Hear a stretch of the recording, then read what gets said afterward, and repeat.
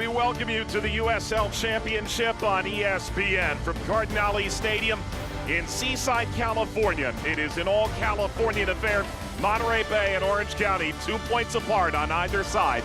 The Western Conference playoff line. Mike Watts, Devin Kerr.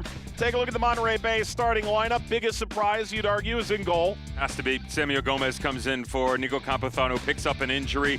Has had experience with the team in USL Jägermeister Cup. This team's looking for rhythm. Losses in 4 out of their last 5, but that's what their success is built upon. More combination play off the back line into the midfield. See if they can open this up a little bit moving forward. That's exactly where we start with Orange County.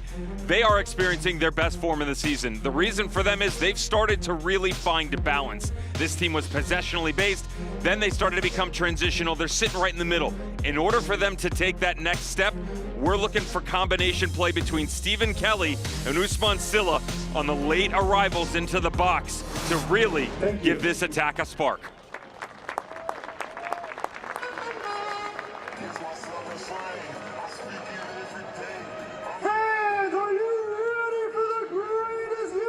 Pre-game moment of silence for the loss of the Portuguese legend Diogo Jota, the Liverpool star. This is the first home game for Monterey Bay since that tragic loss. Orange County and Monterey Bay about ready to kick this one off here tonight. An enormous game in the Western Conference. The entire 12-team conference divided by just 10 points top to bottom. So 3 big ones on the line tonight. Brad Jensen, the opening whistle. Here we go in Seaside, California. It's Monterey Bay hosting Orange County, and it's the championship on ESPN.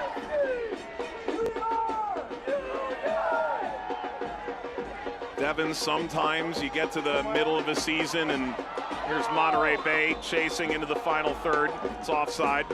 And you run into a matchup like this, one that just you're drooling about all week. This is the game that feels like genuine 6 points.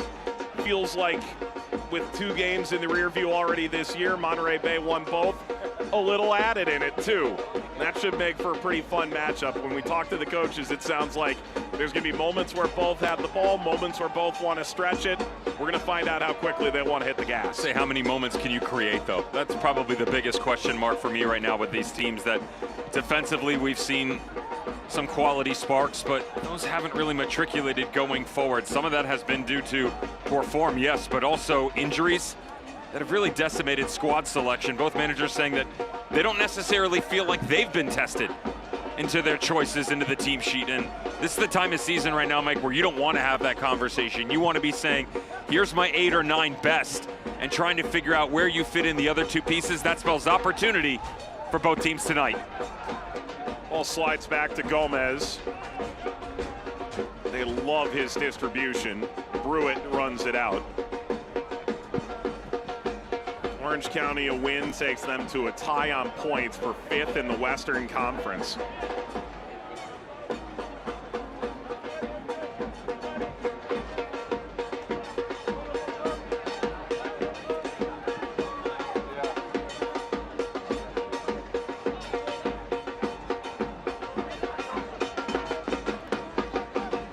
Latenovic.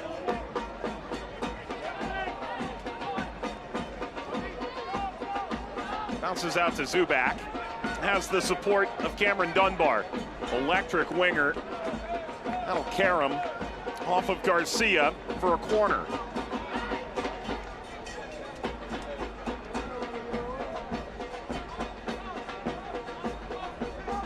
Bagel corner kick. And the first time we're going to see potentially Sam Gomez tested. His first start in the championship came on at halftime in Indy last weekend. How much of a test? Very well done. Samuel Gomez, good relationship with now goalkeeping coach Jeremy Clark. Followed Jordan Stewart over from the San Jose organization in MLS. Said that he knew him ahead of time, and you know, the biggest area they were looking for with goalkeepers. And what a ball! Trying to round the keeper, and And sliced away from Malongo. Great read by Colin Shuttler, and it was positional awareness, but specifically with the ball at his feet. And both he and Campuzano done quite well for themselves. Clever touch right there by Joel Garcia. Asked for them to be a little bit more vertical. This Monterey Bay team, similar conversation for Orange County, though. For Monterey Bay, they have the ability to step on it within the midfield. Revelar, the way he rotates in, Soyberg jumping onto the front line. Overall decision-making that seems to have plagued the home squad. One of the best records shared in the Western Conference.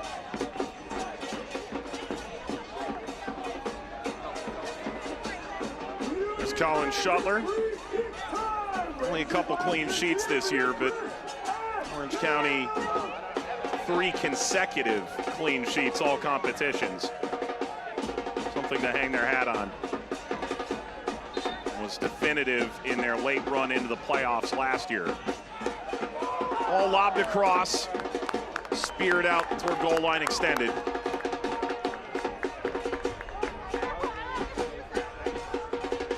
There's Anton Soyberg. Press release came out for the Dane when he signed. He said, "I've been reliable at goals and assists my whole life. I don't see that changing." 3 goals, 2 assists on the season.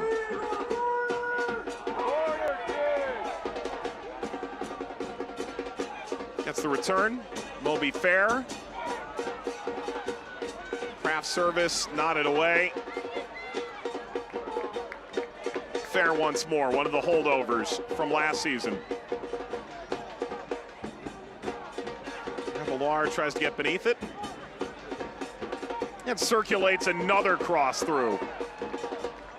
That time, Ivanovic, who had the prior chance to round the keeper, gets the touch on it.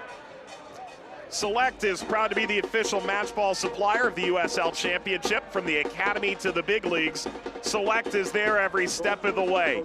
Visit us.select-sport.com for the latest Select products, specials, and more. Select, the player's choice. Shuttler. 7 clean sheets, Dev, in the last 10 games for Orange County last season. They part ways with their manager, end up bringing Danny Stone in just about a month as an assistant coach prior to handing him the interim job, and then signed him to an extension over the offseason. Paul Hardiman was the interim prior to him. Only lasted about a month's time. Somehow he willed them over the line into the playoffs. There's been real progression, though, for Danny Stone. The chat earlier today said to him that the admiration I've shared for his squad has always been about organization, right? He gives the team proper structure, and I talked about their step-ups recently. It's really been about their ability to make cleaner decisions coming up high and relinquishing some of the ball dominance that they've exhibited. So without the ball, they've had to chase a little bit more space available to them. Now it's about health and finding the right combinations. This front line has been injury-riddled throughout the course of the entire season, especially out on the width. They're starting to get healthy, and within health, you can find consistency, and the hope is overall quality in goal production up top. Bogman brought down. I do think that there's a level of discomfort that is going to occur both within the group as well as for Danny Stone, because it will be not a massive departure, but certainly a step in the other direction from what stylistically has been a team that's a little bit slower on the ball. They want to keep it, but now coming up higher, it's opened teams up, and they've started to benefit in their overall results.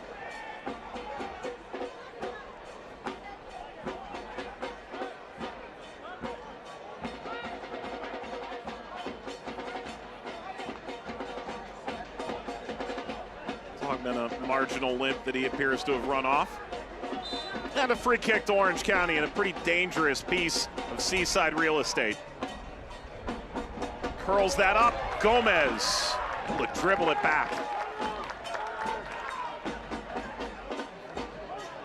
I suppose this start makes him now, along with Tomas Gomez, the first family of goalkeeping in the championship. It's certainly hard to argue another direction, isn't it? Samuel Gomez is the younger brother of another professional goalkeeper, Tomas Gomez, most recently with Real Salt Lake and MLS. He was actually on loan here last year with Orange County. His brother, 2 times previously Golden Glove champion in the championship. Of course, an understudy of then Bob Lilly with the Rochester Rhinos. They were a raging. Speaking of understudies, do you know who his understudy was? I don't. Danny Vitiello. Of course. Danny Vitiello took the reins over from Tomas Gomez during the COVID season in 2020 to now what has to be, I should say, one of the most prolific goalkeepers in the history of the championship, employing his trade with Sacramento Republic. You know, I always get a little unnerved about the idea of naming individual awards after people. I would name the Golden Gloves for Bob Lilly, though. Yeah. I'd absolutely do it. We'll see them on Sunday evening, Pittsburgh against Loudoun. They've allowed 12 goals all season. They're on pace for it again.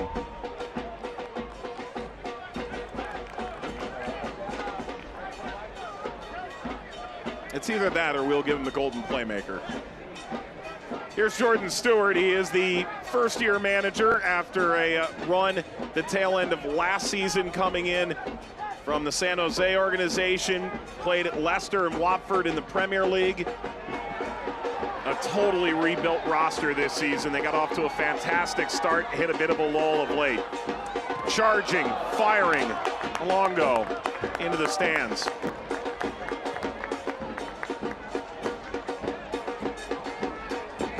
Goals for the 28-year-old from Zaire on the season. Watch how quick the decision is, though, from Adrian Revelar as this pops out. You know, he just reads it so perfectly. Head up, doesn't need an extra touch, gets it out in front. This is where you want the decision-making if you're Jordan Stewart to be better.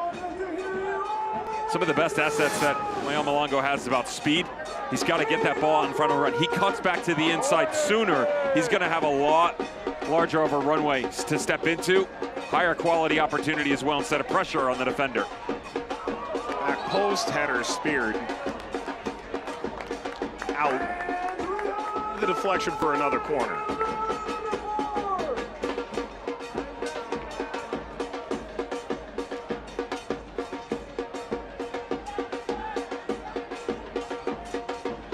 Well, Revelar takes it to the corner. We tell you eFootball is here. Live your dream, rep your team, play as your favorite championship club. eFootball free to play, so download now.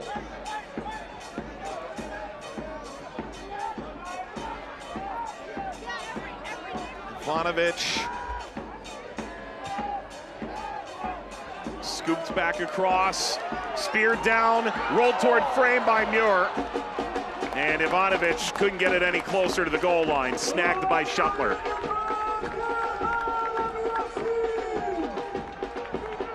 I'm pretty sure he got some weak side support from Latenovic, who slid back over. Well done by Malongo just to keep this thing back in. Thought maybe he would go square back across the 6. Reads the space and look at the bodies converge from Orange County. It is Latenovic who helps out Colin Shuttler. Well done defensively. Blocks the Gordon effort atop the 6. Back toward the goal line, header, Ivanovic. Shuttler.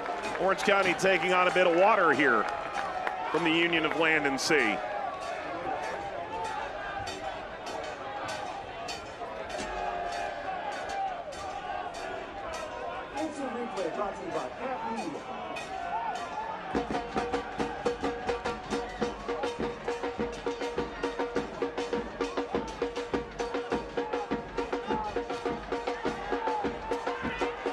Kelly overtaken.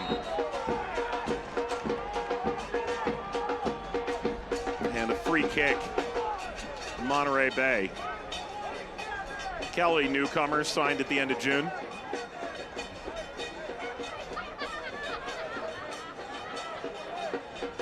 Schloiberg trying to work his way back up. Actually quite excited to see what Stephen Kelly, that man right there on the ball, Scotsman that's come over from Livingston in the Premiership, and what he adds to the midfield mix. Not often are you seeing him give away possessional phases as such.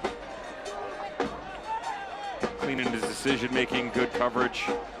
overall, and I like his spatial awareness, the way that he and Kevin Partita have worked off of each other so far. Well done. Set piece popped over. Gordon kept it alive.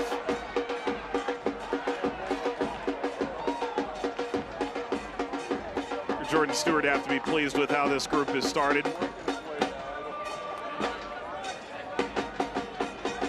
Throw for Garcia.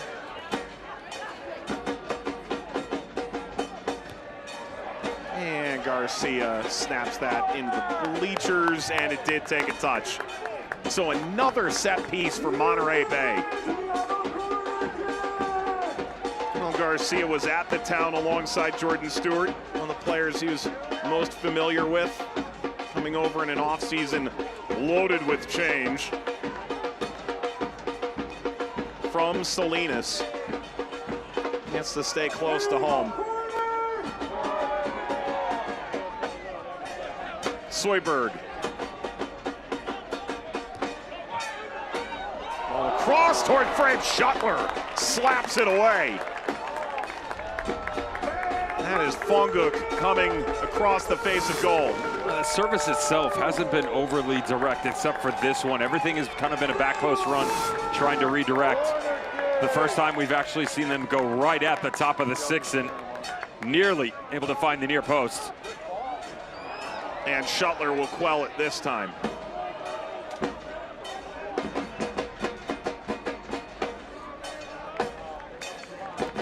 Danny Stone, named the interim at the end of last season, was the Phoenix head coach until June 29th.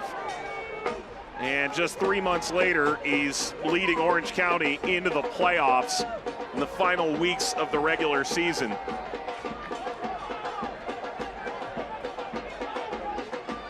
He was an assistant to Phoenix as this ball swept across the face of goal. He was an assistant at Phoenix under Juan Guerra as they took the 2023 championship, and when Guerra left for Houston, ultimately stepped into the managerial role. The results in Phoenix really weren't bad either, but ultimately deemed a change necessary. He's landed on his feet in Orange County. I don't think they were bad. I don't think they were good. To me, the biggest thing was what was the overall identity of that team? That 2023 Phoenix team, or no, the 2024 team. That's kind of where people got caught in limbo of they didn't necessarily know what direction the manager was trying to take them. I understand that. I also am respectful of the ideas that he brought into place. I said it earlier. Structure is everything when it comes to Danny Stone. He gives you a role. He tells you how to venture out a little bit from it, so much so that maybe at times, another mistake. Silla charging at the back line, rolling over Zubac, kept it. Support arriving from Partita.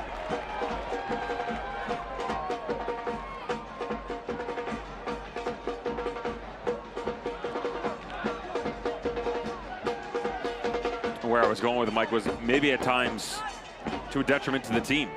That what can end up happening is you get in the way and provide too much structure. It starts to harness overall talents of individual players. They lack artistry. They lack freedom.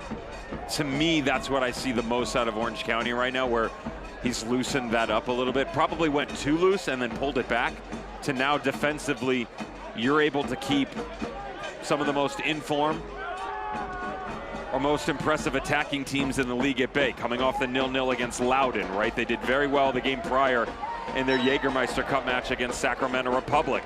El Paso Locomotive can attack with the best of them. Not only did they keep them to 0, they put up 3. So you're starting to see him with his players allow them to have a bit more freedom on the overall attacking side of the ball, but still maintaining that discipline when it starts to go negative.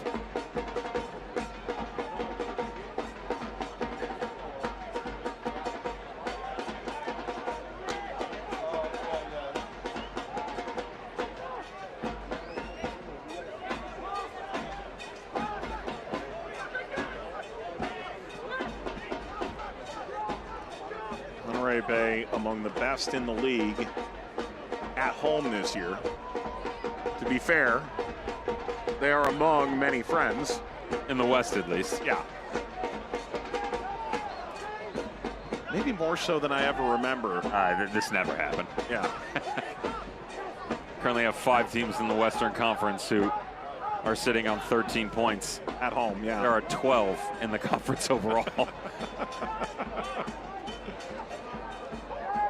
All the while, Orange County does feel like that draw against Loudoun. Bit of proof of concept. You're able to get a road result. Yes, it's against 10 men, but that, as we all know, can be sort of misleading. In theory, it should be easier to attack against 10. You pack it in tight enough, it could be quite the opposite. But a clean sheet, and only their 4th point in 6 games on the road this season. So one of the better home teams and one of the teams that struggled most away from home matching up here.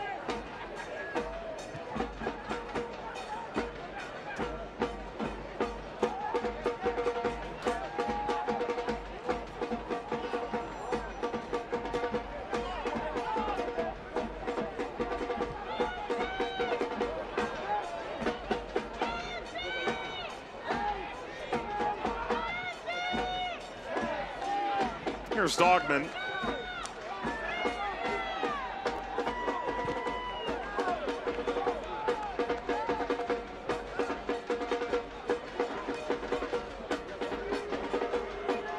Kelly. It's a really good first touch. Benalcazar.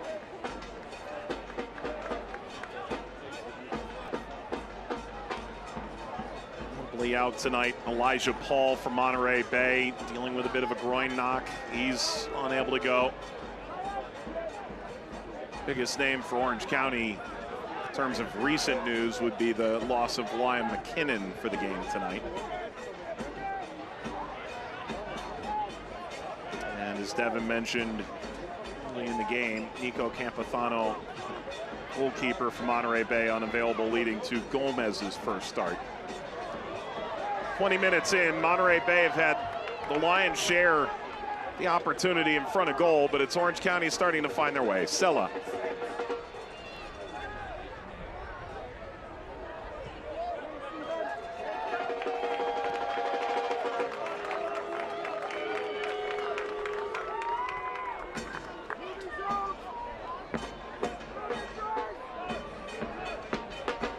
Funny, someone said to me, did you see Kelly sign? And I said, yeah, Jeremy in Charleston. No, Stephen in Orange County.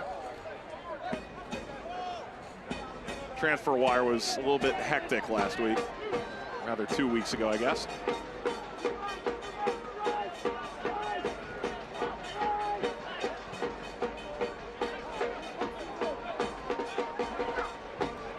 Although I don't know that they've signed an extension for Kelpie, the mascot here.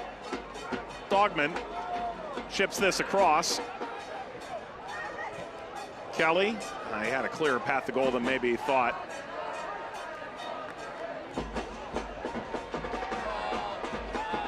And for the challenge was Jamison. Out toward Brewitt.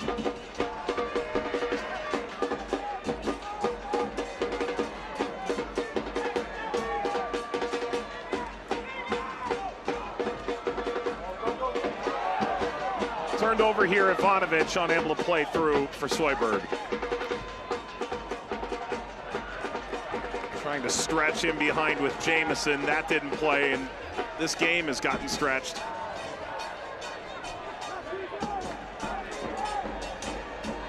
Into the penalty area and shifting free.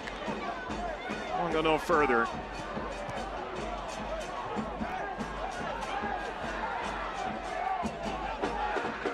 Silla.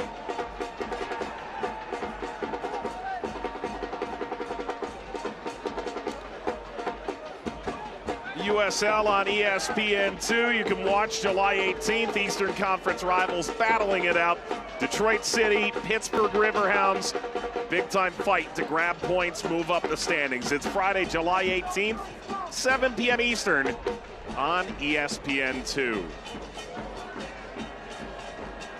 Pittsburgh right on the cusp of a home playoff game. Detroit just 1 win in their last 5. It's not the witching hour for anybody yet in the league. We don't quite have the team 15 points off the playoff line in July that we had last year. Heck, the team that was in that position is above the line right now, Miami. I was going to say that. Yeah, I'm going to think about what it was. The title winner is bottom of the Western Conference right now, Colorado Springs. And in 2 weeks, they could be in 6th. It happens quick. But Alcazar will be a corner. The stat that still is absurd to me is the difference in points between first in the East and first in the West is greater than the difference between the entire Western Conference top to bottom. I have good news. I found Nemo. Kelpie's on one tonight.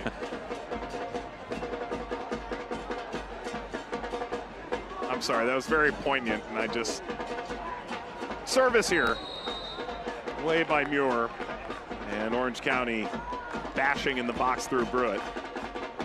I don't remember the West ever being like this. You asked both Jordan Stewart and Danny Stone about it, and it's, I mean, it is a sing-songy cascade up and down the standings every week. There's the foul. Well, the biggest observation that I took away from that conversation when it came to that subject about the wide open nature of the Western Conference was actually from Danny Stone. I never thought about it until he said, you know, for me the reason is, or sorry, Jordan Stewart, I apologize. He's the one who said that for me the reason is because everybody's brand new. Everybody's got new ideas. Nobody really has an identity. All brand new managers for nearly every team that I've seen since coming into the Western Conference. And I thought, no, that's not right. But then I look and I think, okay, New Mexico, yes. San Antonio, yes. El Paso Locomotive, yes. Tulsa, okay. You keep going down the list and every single team has gotten a new manager except for Colorado Springs in the past 2 years. And even that was 2 years ago, almost to the day. Right, that he stepped up from assistant coach. James Chambers did with Stephen Hogan moving into the top of the front office. A comparison by Jordan Stewart then immediately went into the Eastern Conference where you can just go top to bottom. Louisville, Charleston, Loudoun, North Carolina, Pittsburgh.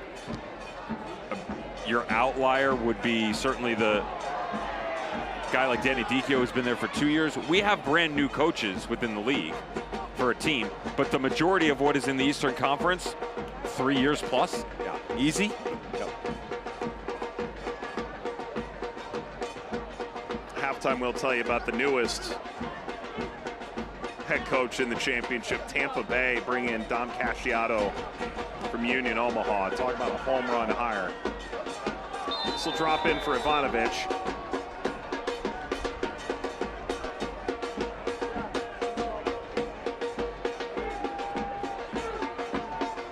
Offside.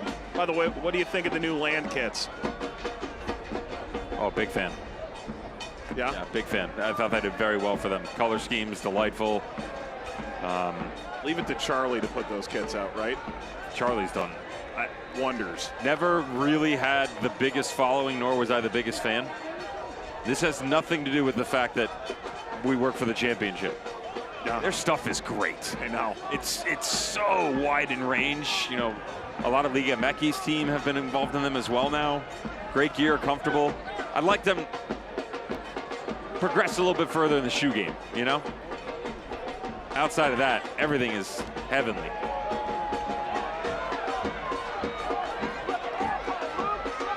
Ivanovic with the hold up.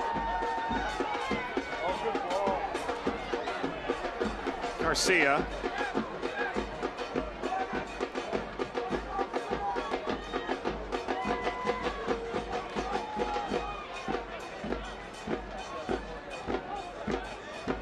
Always a little bit of constructive criticism at the end. You know, just a way to get better. Selfishly, I just need a new pair of shoes. It's Ag and Country Night here in Seaside, so the fact that this kit gets released today, perhaps no surprise. They did the C kit at the beginning of the year. Monterey Bay known as the greatest union of land and sea, so they've completed that. Ball over, Rebel R. That will likely end up in the sea. see was about the coastal communities, the land kit honoring the agricultural legacy of the Salinas Valley. It's known as the salad bowl of the world, of course. Got the area code 831 embossed on the jersey. They've done a good job with this.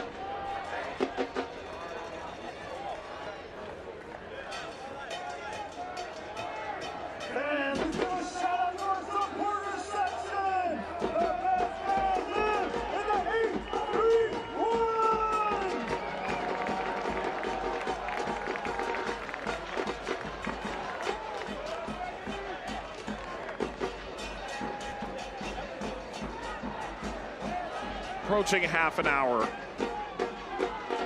Best chance was swatted aside by Shuttler about 10 minutes ago. Vuk Latenovic, an MLS Cup champion 4 years ago at New York City. Over to Cameron Dunbar. Came up through the Galaxy organization. He's from Carson, California. Pruitt. Liverpudlian, who came up with Liverpool. Turned back by Partita.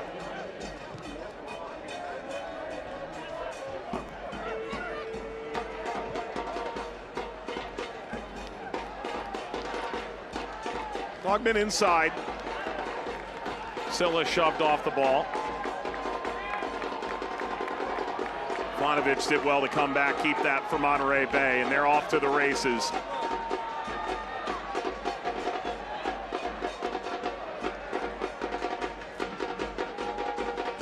I'll be fair.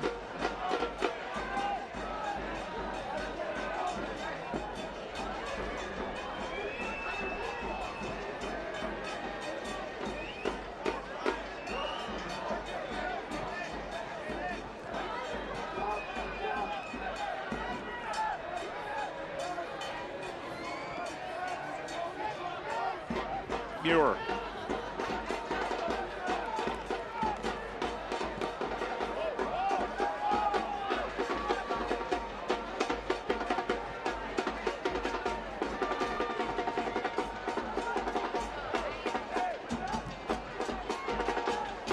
Gomez. Oh. Got away with one there. Drag that wrong into Jamison. We're having a very different conversation. And that'll run away from Malongo. An entire left flank right now for Monterey Bay, just not really in sync with each other. Good little step up a second prior. Moby Fair, unfortunately, Mael Malongo felt like he had to come in and win the 50-50. Instead, they lost the presence on the outside. I do like the one-on-one matchup between he and Nico Began-Alcazar. The problem is positionally, he's got such a good understanding of where he needs to be. Now, speed-wise is a different conversation, but holding midfielder by trade, the understanding of exactly when to step, when to stay is why Danny Stone is able to utilize him in such a wide variety of positions for Orange County.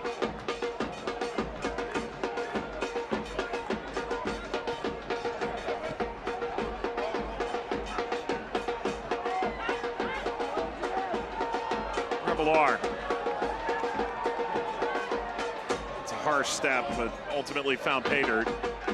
There's Kelly.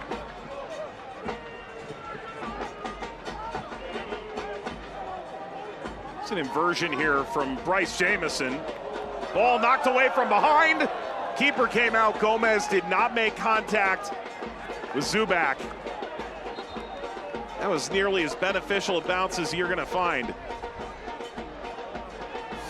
First ball's got to be played a little bit sooner. Unfortunately for Jamison, gets away from him again. When Danny Stone talks about balance, the entire right side of the field was exposed there. Weren't able to work it to the far side. Counter argument is because of Jamison. There's no contact. To be fair for Zubak here, he just goes to ground. Well, Garcia felt like it was simulation. Sometimes you just fall, Mike. You've experienced that before, right? You took a coach call today from the floor. You're talking to me? I think Danny Stone was about to send his own life alert in my direction. He's like, "You okay?" Yeah, man, I'm good, Danny. I'm just old, buddy. So never lack for dramatics with him, do we?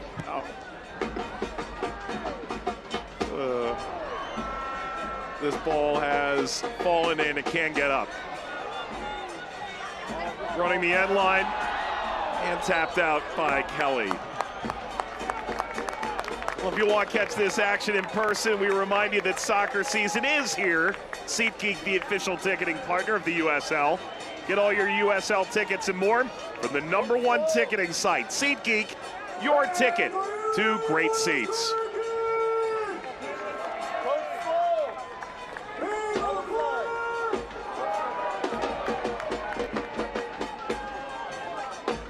Either side of the playoff line, 2 points apart. Enormous 3 points on the line here. This USL Championship on ESPN, right around the midway point of the season from Seaside. Monterey Bay with the corner. Shuttler waving. He's like, my Hummel threads, they've been yanked.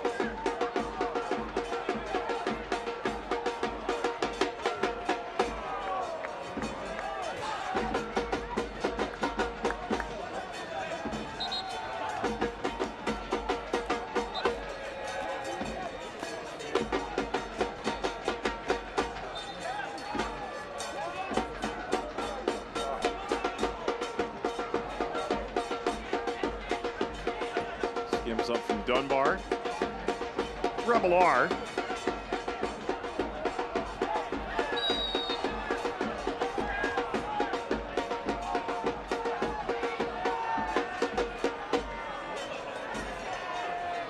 Revelar gone wrong.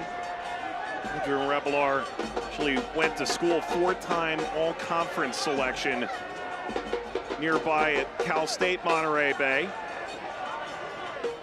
Remember talking to Frank Yallop, he said, I like his energy, but can he be dominant? It's his 4th season now with the club.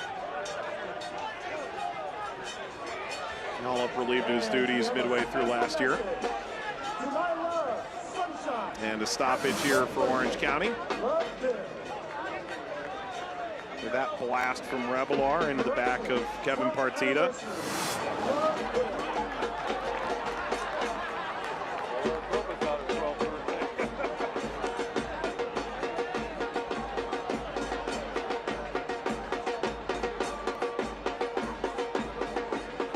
No one's got a more thankless job than Brad Jensen tonight.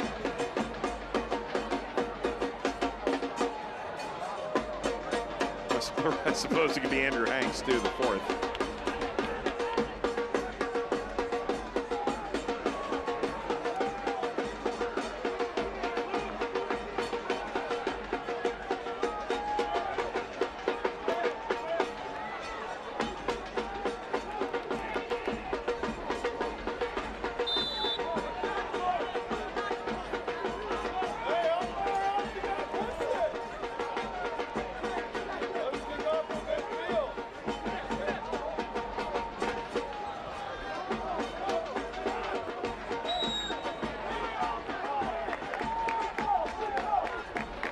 Zubak tied up.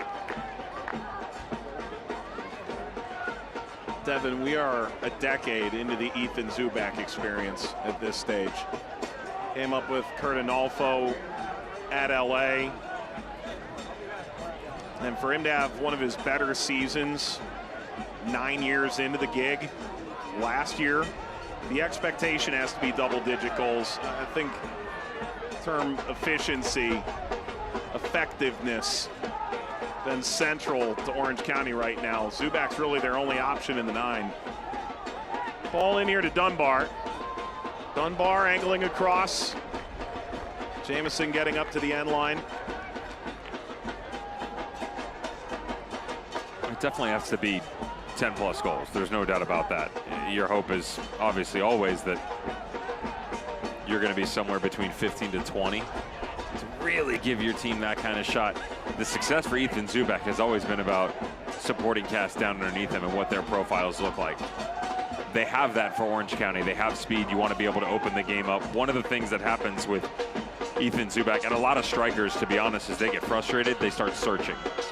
That's sort of what has taken place throughout this season. He starts to drop underneath unnecessarily. He's chasing the game. He's also experienced a wide variety of systems. Well, a cross header snapped in. It is Ivanovic. And it's the opening goal for Monterey Bay.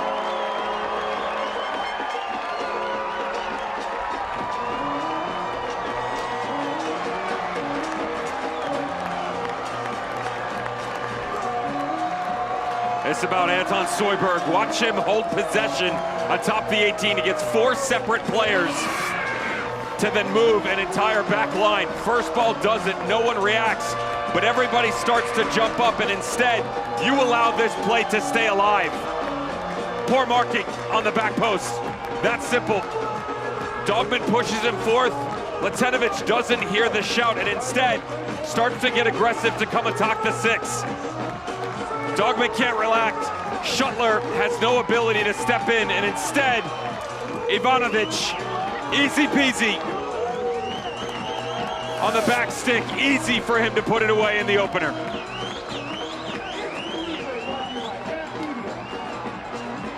Third goal of the year for Luke Ivanovic.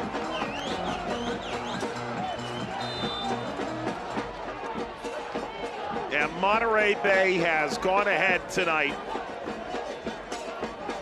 3 big points that could move them as high as a tie for 4th place going into the weekend.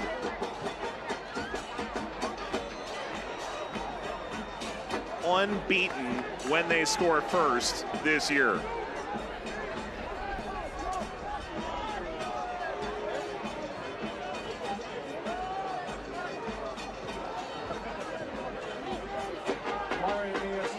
And Orange County is going to have to do what they haven't all season.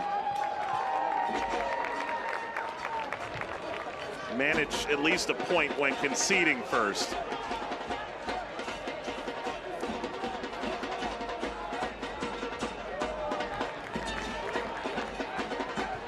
From Dunbar. Traditionally, Orange County has handled Monterey Bay in the all-time series, but they've been the bogey team this year. They lost to them in the Jägermeister Cup. Lost to them in March in regular season as well.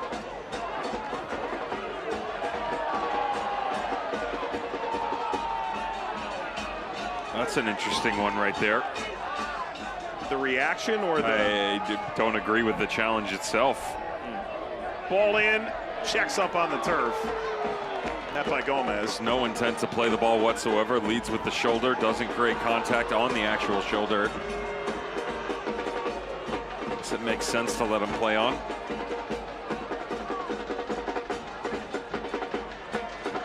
Didn't realize you were getting sarcasm with tonight's broadcast, did you?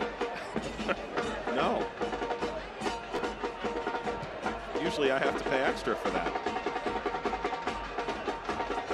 You know, this is the area right here where you're looking for a little bit more if you're Danny Stone. Really like the addition of Stephen Kelly. Referred to him earlier, that Scotsman who's come over from the Scottish Premiership.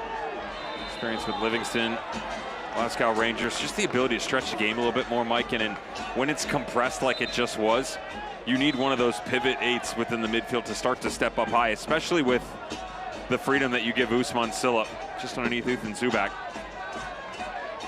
He's a talented young man who's still trying to find his feet at the professional side. Stephen Kelly has all of that experience and more.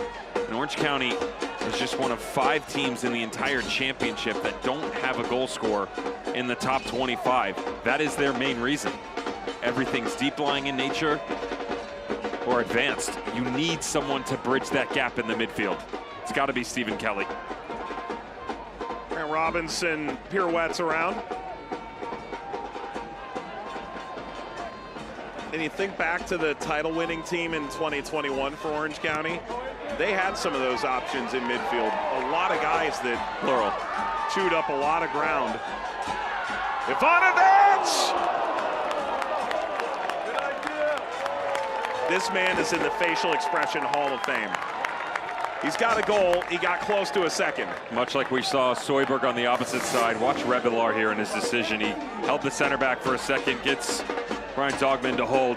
And because of that, Latenovic is already on his heels doesn't have the ability to react up high, recognizing, yes, it doesn't hit the actual frame. But it's little things like that right now for Monterey Bay that have separated them. They're all about decision making in this game.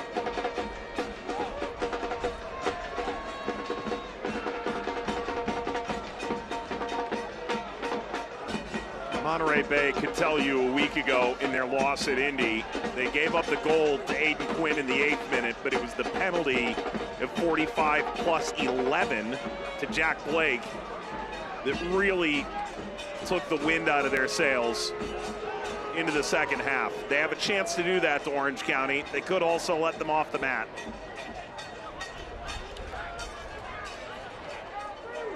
They had a chance to play into a pocket of space. Instead, it allows 4 players to converge.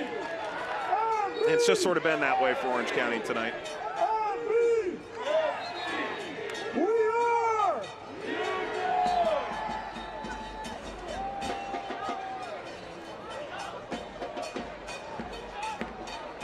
Laid off. Runs high past Kelly, and the run out. Malongo is a solo mission at first. He remains down. Orange County meander into the attacking half. Touched away from Jamison, who's already been sold to the Colorado Rapids, staying the season on loan. And they go back to Malongo. That hit led to the Orange County slow motion counter.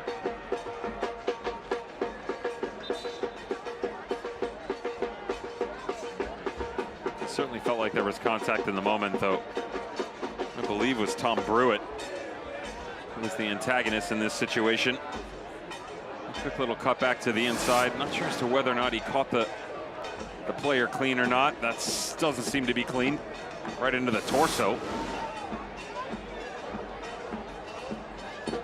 I'm not really sure I understand the overall decision making of, or lack thereof, from some of the movements from our head referee.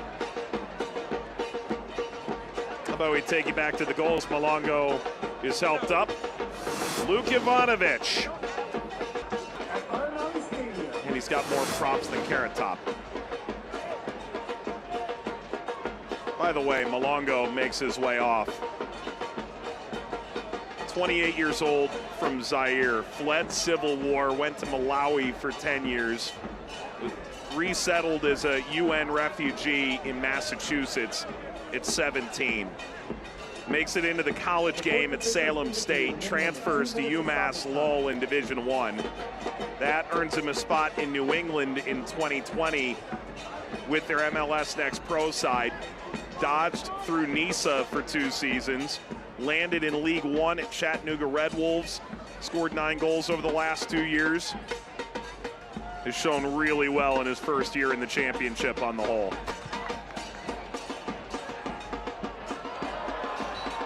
Says 2 minutes. We're going to go well past that with the stoppages, I would ascertain. Cameron Dunbar catching Revelar.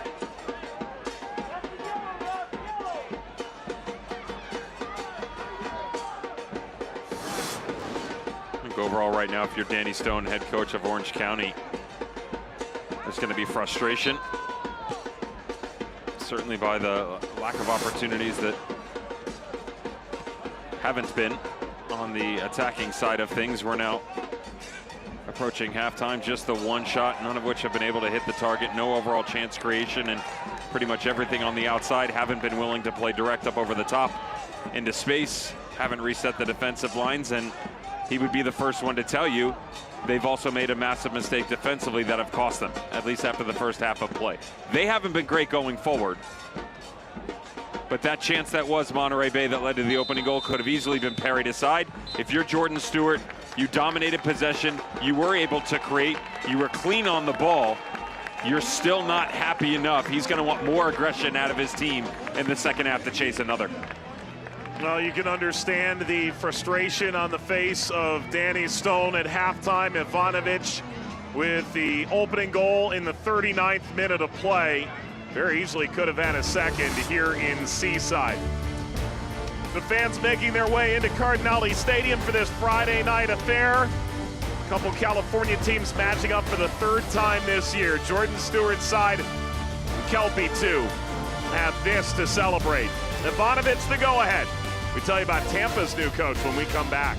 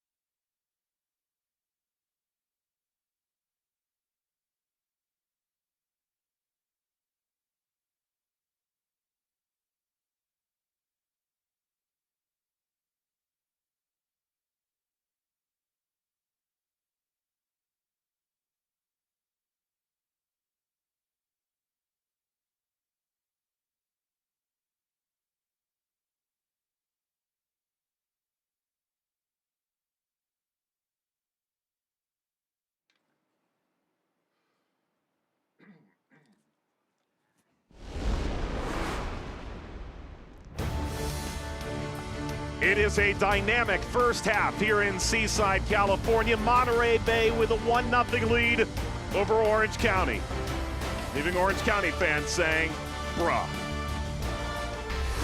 Take a look at news and notes from around the USL Championship and beyond. They're presented by Tiger Balm. Record attendance, and we'll see it in person next weekend in Rhode Island when they take on Hartford El Clamico on CBS next Saturday. Hopefully they can jump just over 10,749. Deb, the Cup draw is coming next Friday on the Golasso Network for Jaeger Cup. The whole premise of Jägermeister Cup was about action, intensity, so much so that the 38 teams that entered this interleague tournament, 30 still have the opportunity to move into the final 8, either be a group winner or the wild card opportunity. And understand that for wild card, the first tiebreaker is in goals scored. So open it up come final group play game.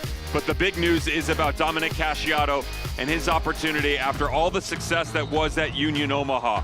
It was Player Shield, it was USL League One titles. They set points records, goals per game, you name it. To understand what he is as the type of manager, though, it starts with recruiting, his understanding of the entire pyramid, both in the United States and abroad.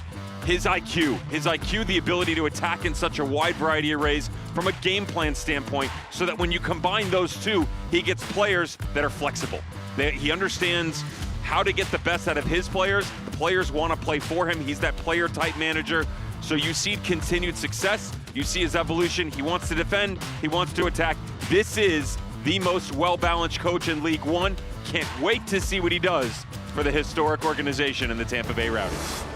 Not his first rodeo in the championship either. A couple years in El Paso, a Western Conference rival of this pair, Monterey Bay and Orange County. A real barn burner at halftime. We'll show you all the highlights next on ESPN2.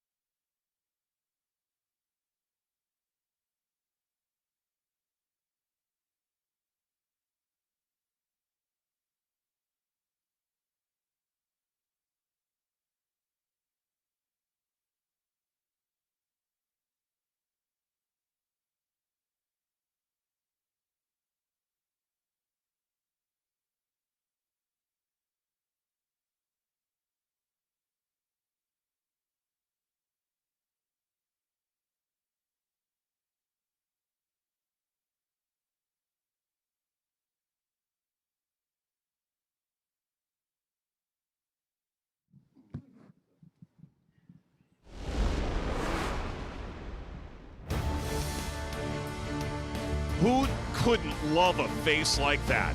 Kelby has a lot to celebrate. Monterey Bay is ahead at halftime, a win that can take them into a tie for fourth place in the West. And who couldn't love a face like that? That's Devin Kerr, Mike Watts on hand as well. Dev, who couldn't love a half like that? It was a little bit slow to my liking, personally. Both managers are going to say the same thing to both of their squads. Here's the thing about Monterey Bay. They can control possession. I'll give them a ton of credit there. They're efficient in doing it. I've been waiting for them to really have their coming out party. The idea that the intensity of which they dominate the ball can also translate to high quality chances up top. They certainly started well, and specifically on the left flank, Mayel Malongo did a really good job in one-on-one situations with Nico Benalcazar. I think the overall distribution that was put into the box, Mike, struggled a little bit, but they kept high intensity, so pinning Orange County back, that enabled them sustained pressure. And within that came some half chances. Credit to Colin Shuttler, though, who not once but twice in the opening 15 minutes is able to keep it 0-0. Skip ahead to the 39th minute and finally the breakthrough. Similar type of space here, though, right? So you start off on the left-hand side. Soyberg, he talks about his confidence, his ability to break lines. This one, he's a benefactor. That's fine. No, sometimes you're better lucky than good, and as the ball bounces itself back out, his hesitation caused the entire back line to freeze for a half second. There's a communication error between Dogman and Latenovic, which ends up in an open runner on the back stick. And if you're Ivanovic, you get the opening goal, but right back to it. Again, you push the back line through. Nobody steps up into it.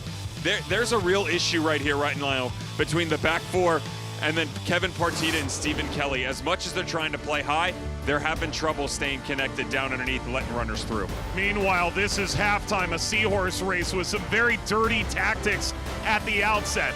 Hopping their way from the top of the penalty area to the halfway line, navigating at full speed, one bounce at a time. They're starting to pick up speed. They're down the final turn. Can they get over the line? Yes! Monterey leads.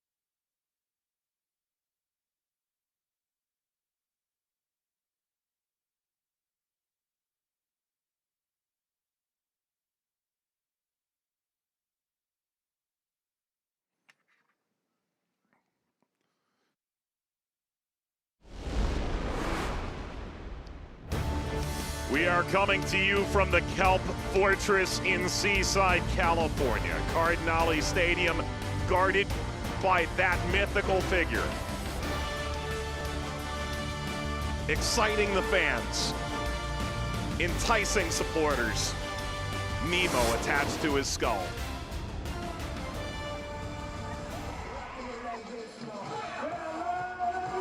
Smelling salt's a good way to get re-engaged for the second half of play tonight. Ivanovic with the goal, and it is 1-0 Monterey Bay at halftime. Devin, you didn't even have a chance to talk about the obvious foul at the beginning of the Seahorse race. And it's the guy who cheated who won. It's everything that you learn not to do in sports. Foul play. Just got to stop horsing around. Yeah, all right.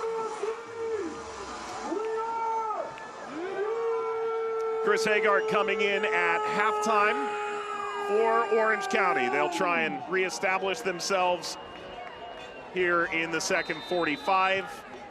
They have yet to get a point this year when they concede the opening goal. Here we go in NorCal. Monterey Bay leads Orange County 1-0 at the break. Orange County 2021 champions, #1 seed on a couple of occasions in their history. Monterey Bay, their 4th year. They have never made the playoffs before. That has been an obvious stated goal from the beginning by Jordan Stewart. This is the year they'll break the hex. Stephen Kelly stands over the ball for an early free kick. Orange County substitution at halftime. Brought to you by UBSI. Exiting the match, number 11, Bryce Jamison. Entering the match, number 14. Bryce Jamison came off in favor of Hagart. And the free kick lobbed forward. Well, the chance was there. That's as close a chance Orange County's had all evening.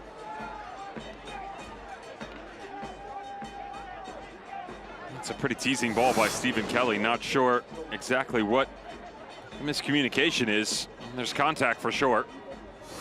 No doubt about that, as Ethan Zubak not happy with the pressure over his right shoulder from his teammate.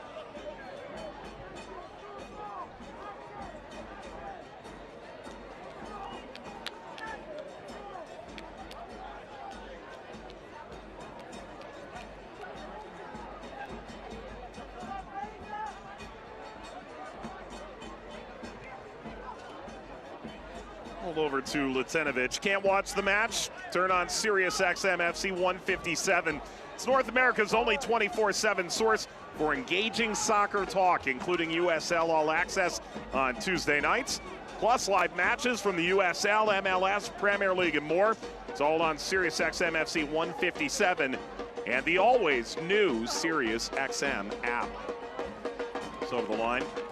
This past week, Jordan Stewart describing what it's like to have post-game parties at his house. Ball knocked across. So I had Abdelatif Abakora, who's, along with Cal Jennings, leading the championship in goals scored.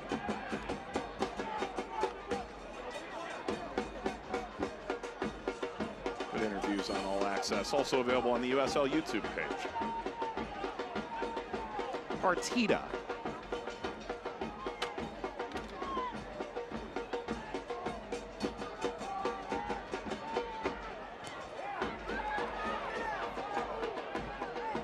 Shuttler.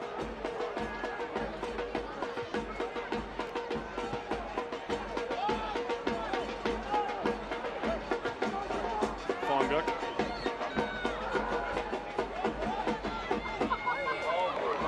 Through Ivanovic, trying to get a step. Shuttler.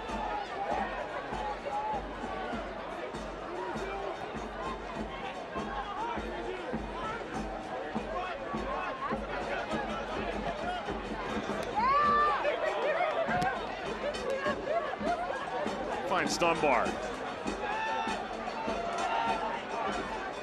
Cameron Dunbar gliding past Robinson, sent in front. Hagart with a sliding effort.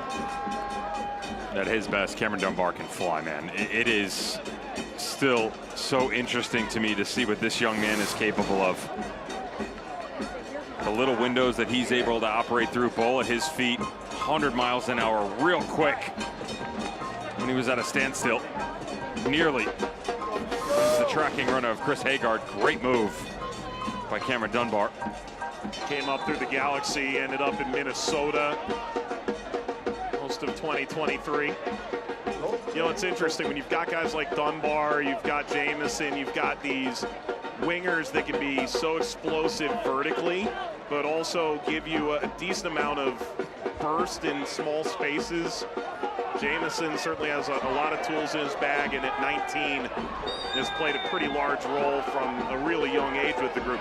Gives you a handful of different ways you can attack it. Well, the other thing about it with him is, for people that have been around him, you know, in terms of coverage, I think you and I are spoiled because we've seen him for quite some time. Right. Because he burst onto the scene so young. This is a young man that 5 years ago was a part of about seven or eight players that followed LA Galaxy first team down to Florida during the COVID era. He was put in a bubble.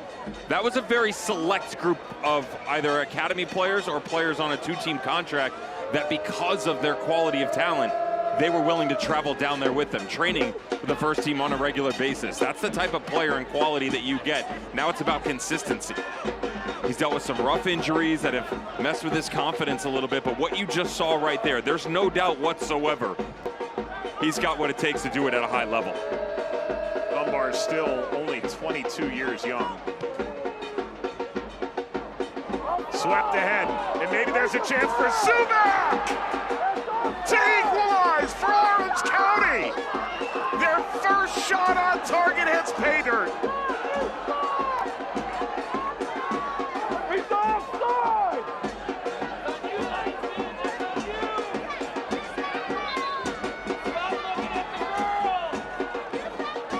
The whole idea for this team has had to have been that stretch within the midfield. Watch this ball coming through on a diagonal. Great little look. Trying to pick up with Kevin Partita. Instead, Usman Silla more than happy to take it. Quick decision making down into the corner. And then on the inverting advanced run from Alcazar. Pick your poison. Either side, and Ben Alcazar makes him pay for his second on the year to get it to 1-1. It's 4, not 9, who manages it for Orange County. It's 1-1, shortly out of halftime.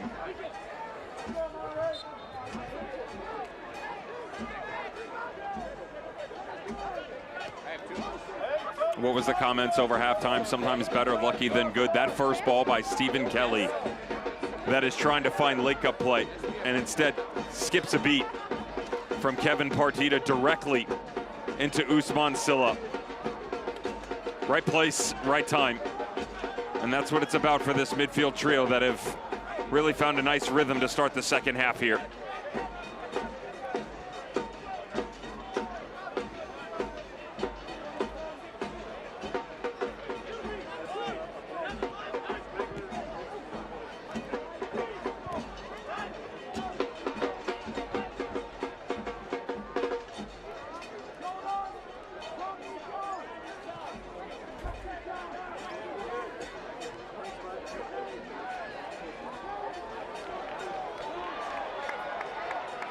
Bongo ushers him through. Comes over to Robinson.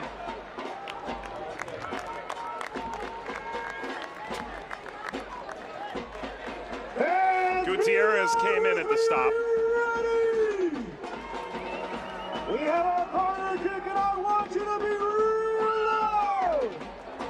Malongo came out. Saw it. He took a knock at the end of the first half as well.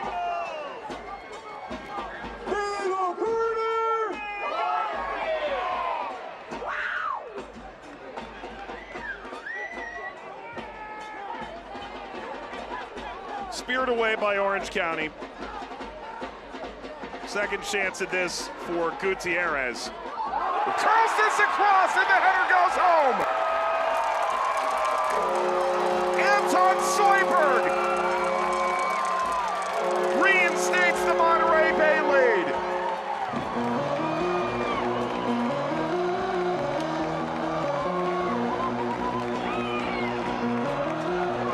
Overindulges, Cameron Dunbar does. Defensively, you got to keep this ball on the outside. Instead, his momentum gets the better of him as it's worked back down into the corner. Watch 7 on the chase. Try and push him down in. Don't let him cut back to the inside. Instead, The substitute makes an immediate impact. Diego Gutierrez just whipping this into a danger area. All you're trying to do is be threatening. And in doing so, the most dangerous man on the field all season long for Monterey Bay leads the team in goal contributions and out in front of Orange County.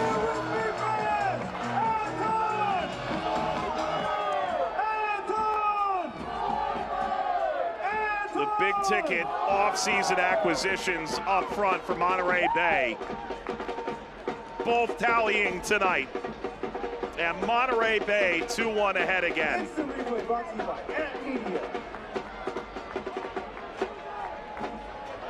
Played a really fun 3-2 Jägermeister Cup game. This ball lobbed ahead, taken down, and lofted over by Dunbar, although it was all offside. Given what we just had in the past couple of minutes, that goes in, we're out of here. That's how good that touch was from Cameron Dunbar. Offside or not.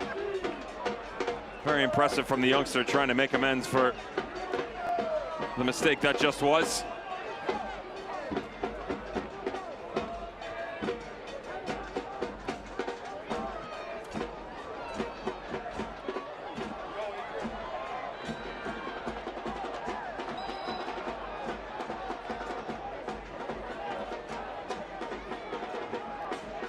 Belong to Orange County.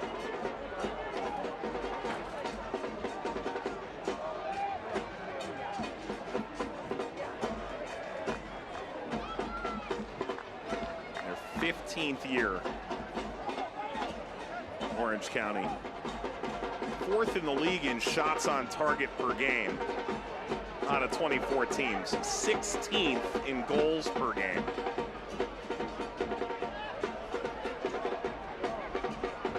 I do like what they're doing on that far left side, though. The addition of Chris Hagar, they've gone more aggressive with Ryan Dogman. As he moves up high, you start to attack that half space. It allows Usman Silla to have less defensive responsibility down underneath Ethan Zubak. You also get coverage with all the activity that is Chris Hagar. More importantly, you overload the midfield. You can get your ball carriers on it and start to create those quick turnovers. Utilize the high line and speed to your advantage.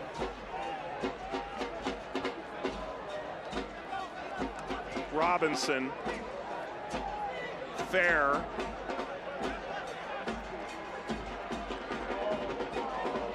half-hearted ball into the pocket is intercepted.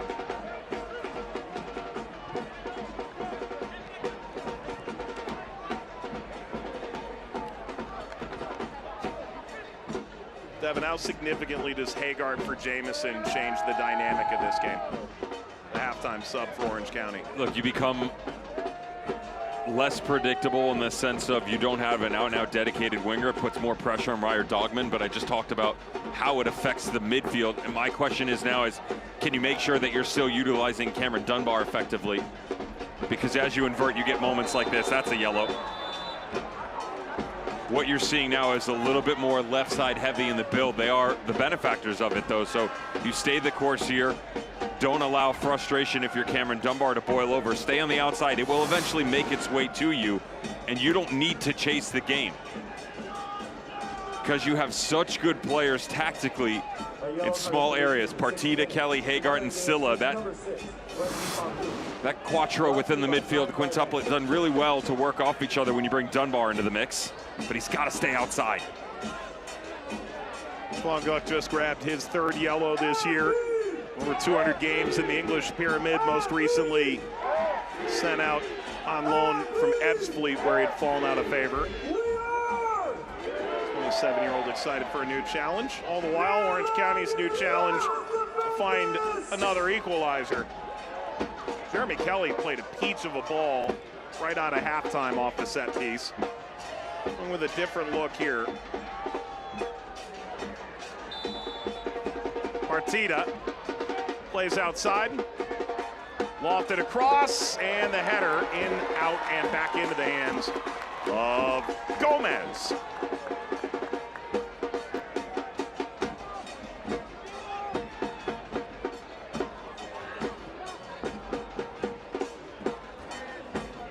There's Gordon.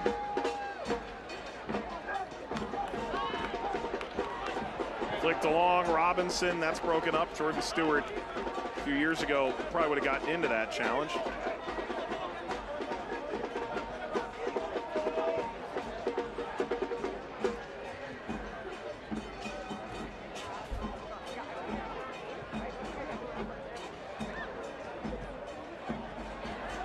Bouncing ball, Ivanovic.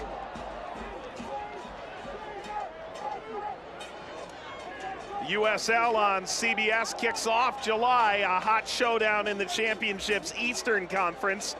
Last season's final runner-up, Rhode Island, take on Northeast rival Hartford Athletic. It's Saturday, July 19th, 4 p.m. Eastern on CBS. Brendan Burke and Hartford Athletic seem to be finding goals now. Now it's time for some of that veteran experience on the back line to close out some of the opportunities that have been sent over to the opposition.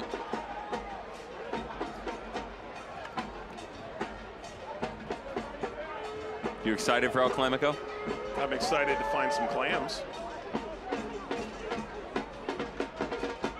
Preferably baked.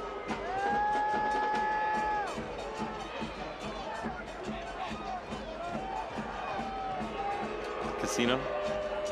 What? Clams. Okay. Stay with me. And Alcazar, noted goal scorer. Dunbar.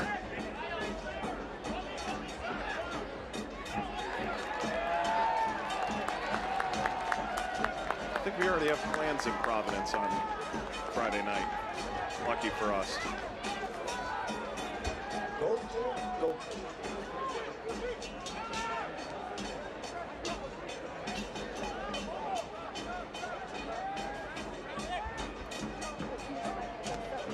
Wonguk.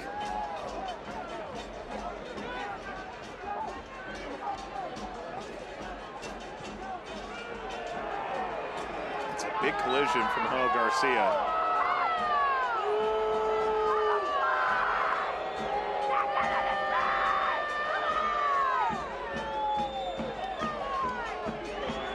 Locals don't take kindly to that. Not really sure what the argument is with Garcia and Reblar. Watch the arm extended away from the body on Stephen Kelly here as they go up. Just lead.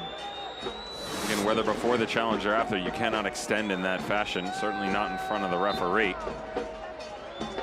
There's a bunch of ways to get away with things, Mike. That's not one of them. That's not one of the changes IFAB made? No.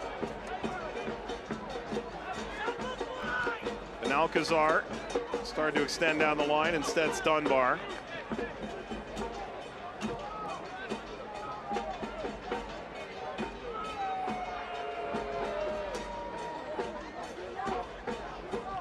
There's Tom Brewitt, former Hartford Athletic player.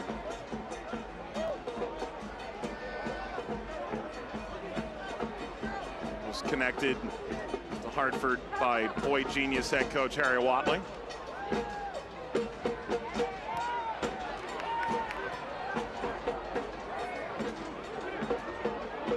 Can Silla latch onto this? Silla's not going to have a jersey left. He's had enough of that. That's going to be a second card that he's drawn by virtue of elastic kit. And Ivanovic into the book. Certainly Usman Silla is going to be frustrated here. Great read in that initial first touch that gets it out in front of him. So impressive how he's always trying to figure out how to get to the next plane on the field. And quite fortunate, to be fair, for Monterey Bay that Ivanovic defensively had done so much work down underneath, as really he and Soyborg struggling right now. Find that initial line of pressure they did so well with in the first half due to the added bodies into the midfield conversation. It's gonna see if we can get a little bit more of a response from Adrian Reblar and Diego Gutierrez, the way that you pass players on, and certainly as to whether or not Jordan Stewart has to make a change now because of what seems to be an injury to Ivanovic. Thought initially it was cramping. It seems to have taken a turn in another direction.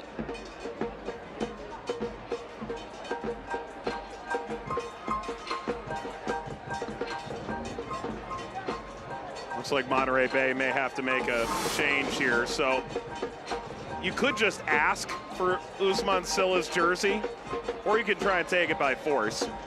Fonguk, then Ivanovic, both yellow cards, and to Silla's immense credit, actually tried to help Ivanovic stretch it out afterward. I haven't seen any play nearly that tactically dirty since the halftime Seahorse race. Pretty sure we saw the exact same move in the 55th minute. Yeah, well, okay. Well. Adam Larsson enters. 28 goals over the last couple of years in Finland. And that's it for Ivanovic. Scored in the 39th minute. Orange County equalized 6 minutes out of halftime. Monterey Bay restoring their lead. Free kick denied.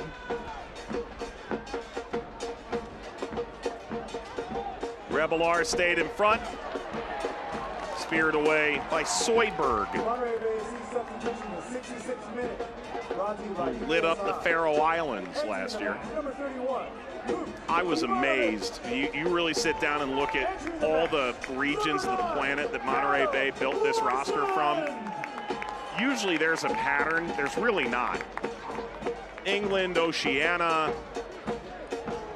the Nordics, Championship, Next Pro, MLS, you name it. Jordan Stewart scouted it. Ball across, swiped at by Gomez. I would encourage people to rethink the idea that there's no pattern. It's just that there's no pattern within what we are used to in championship play. Right. Certainly the hope that the level of consistency and player identification is the pattern exists for Jordan Stewart moving forward, right? Just a different avenue being explored. Oh, that slips through the legs. Driven away by Dunbar.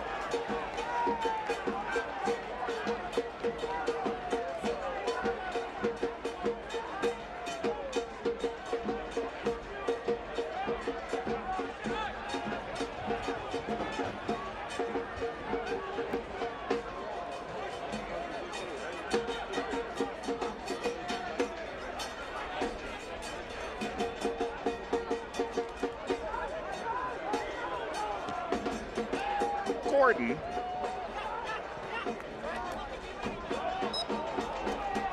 Foul on Robinson. His 4th year with Monterey Bay, 6th in the championship. Robinson had that terrific assist in the first half. And Benalcazar will cede to Haggard. Haggard from Galaxy to Seattle as an academy player, goes on to Georgetown for 2 years. Time in Charlotte ultimately led him to Stabæk over in Europe. Was close with Milan Olaski. Actually made a phone call to him as he was being recruited to Orange County. Ball driven away. Milan Olaski becoming a much more well-known name, I think, of late. I hope the sell-on was strong with that one. Oh, that's a high elbow. Let's see what the referee here thinks. That's the top pocket. And now the back pocket. Red card. Straight red card. Flips the game on its head.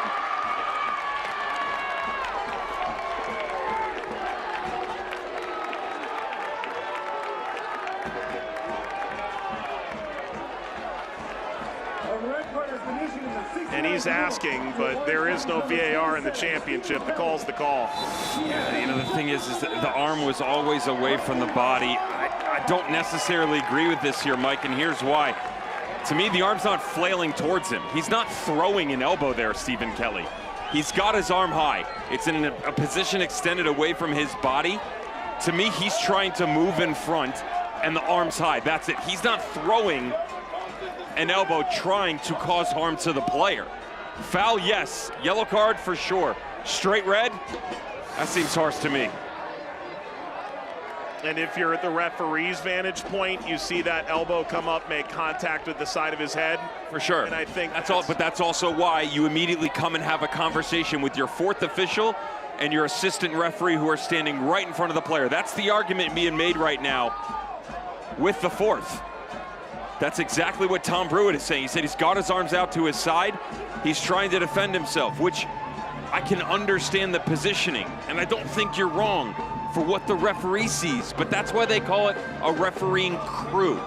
And in the absence of VAR, you need to be very certain in this situation that if you are going to show a straight red card, you are 100% certain that is the correct decision. Well, ultimately, it's the decision that's made. It's only Kelly's second league appearance. And we may have to consult our encyclopedia as to whether or not that was the fewest number of appearances it took to get a red card. Thankfully, our encyclopedia has ears.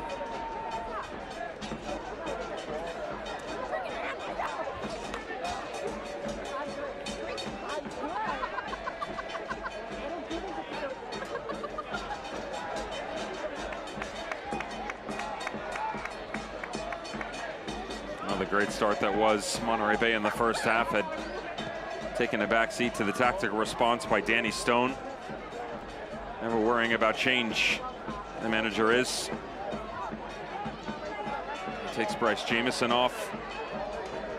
Chris Hagard comes in. He did very well defensively, closed down more space within the midfield, forced the game outside, forced Monterey Bay to make some decisions, trying to force the tempo higher up the field. Good controlled possession. That's all out the window now. Down to 10. Down a man. And 20 minutes to go. I think part of the conversation we had with Danny Stone about the game at Loudoun last week was Loudoun was already in possession of a point at 0-0.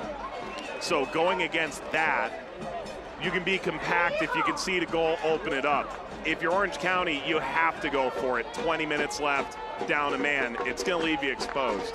One wonders as to whether or not, though, you have the discipline for Monterey Bay, up a man, up a goal, to not necessarily force the issue. That's where other teams can get themselves into trouble, too, where they think they need to go further. Right. You think you have to take that extra pass and shot when instead you let the ball do the work right now.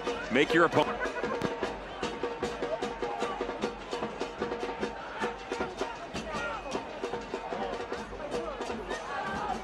Got through the legs of Fonguk. Dunbar making the run. Ultimately, Zubak held up play.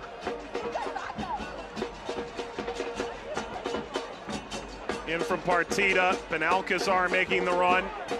Instead, it's Dunbar maintaining. Clapped off of Robinson, and now Monterey Bay start the counter. Advantage played. And that's really good work from Diego Gutierrez. Slows it and then finds Soyberg. Back to Gutierrez. Gutierrez cutting in, leaning back. Moby Fair. That's blocked to the backside. Lifted up and over by Revelar. When the opportunity's there like that, go for it. Ends up being death by 1,000 touches instead. Great read by Gutierrez to wait for personnel, and then the explosion of speed. Benalcazar's legs are done. He wants to cut it and hit it. His decision's too slow, and on the touch, hit it right there. You got to take that with your left foot if you're Moby Fair. Come back across the body. Instead, gets a bit selfish, trying to bring it onto his right, and the lesser of all evils presents itself on the back post. Again, chasing the idea that a third goal was necessary there. You keep it. It's not necessarily the road less traveled. It's just the one right in front of you. Just make smart decisions to create further separation.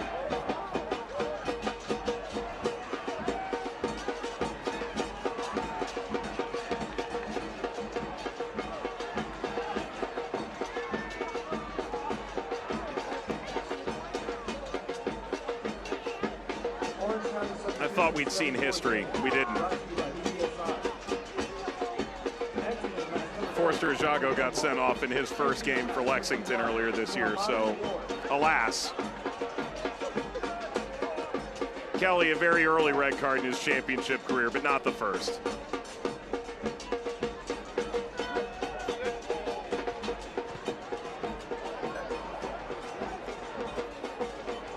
Dunbar off, War on.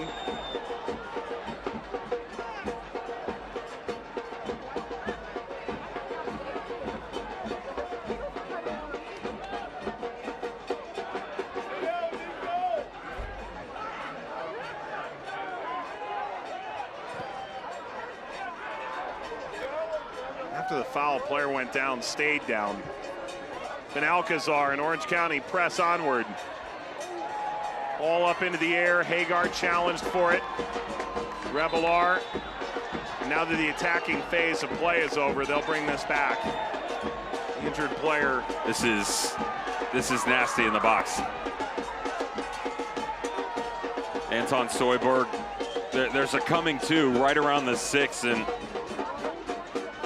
I tell you, after the fact, it looked like there was a kick out. So we've got an injury near halfway. Just gets rolled up on a little bit. That's Fonguk.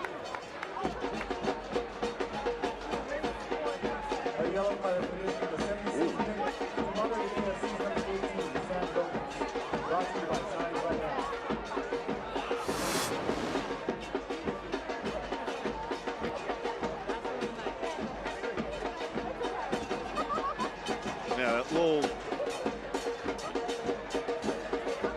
kick out at the end. Not sure there's a ton necessarily intentional about it, but that doesn't make it feel any better. Nothing will surprise me given the red moments ago. Gomez just got a yellow card. It was a genuine competition for the #1 coming in. They told Campazano and Gomez,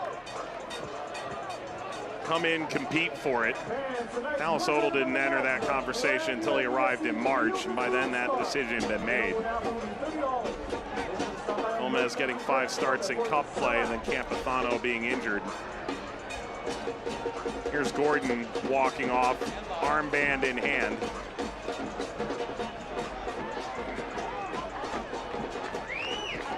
Xavi coming on, Alex Lara as well.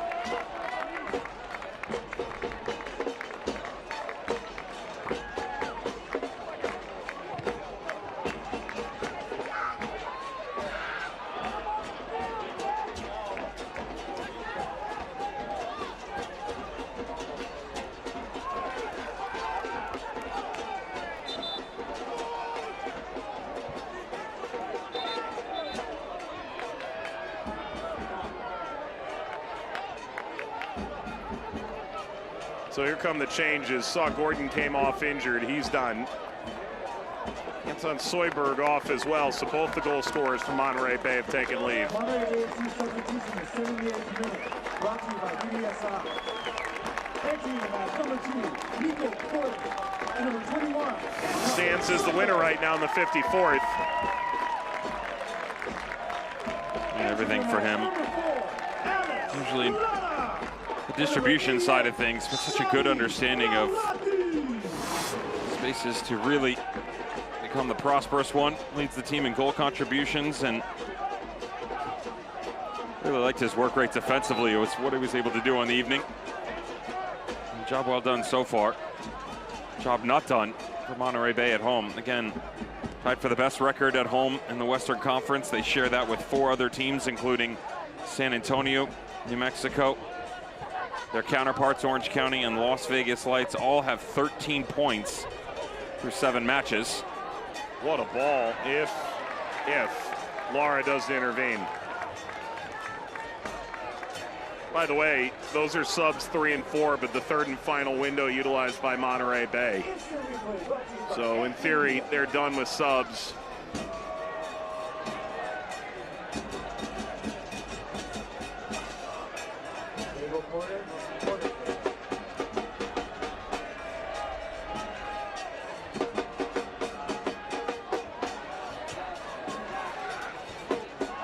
Header down, saved away from the line, Gomez. His first start in the championship, an enormous save at the line. And the smash header down by Latenovic. Silla calls for it, orchestrates, Silla, byline, service, knocked away, falls backside, tapped away from Latenovic.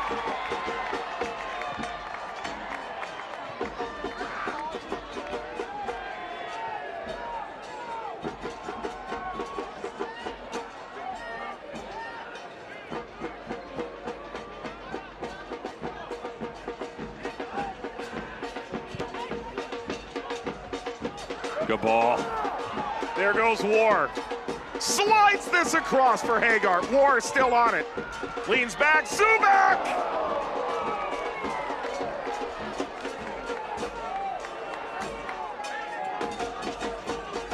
Flurry of chances. We'll go to the first save from the debut in USL Championship play, Sam Gomez. Great extension there. George Stewart says shot-stopping ability not an issue whatsoever.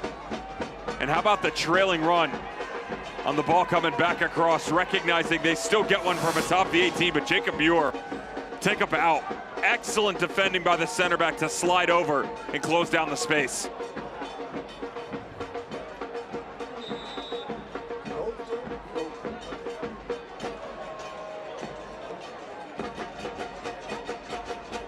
Ciota and Santos should enter in a moment for Orange County.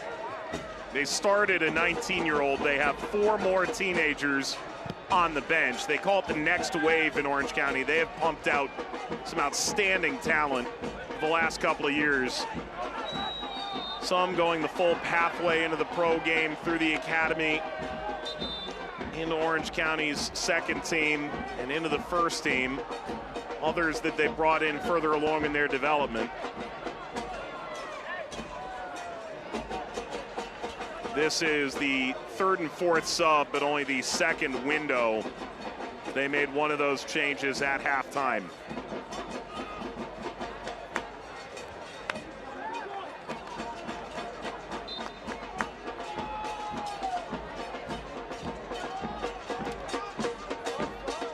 Ciota just 18.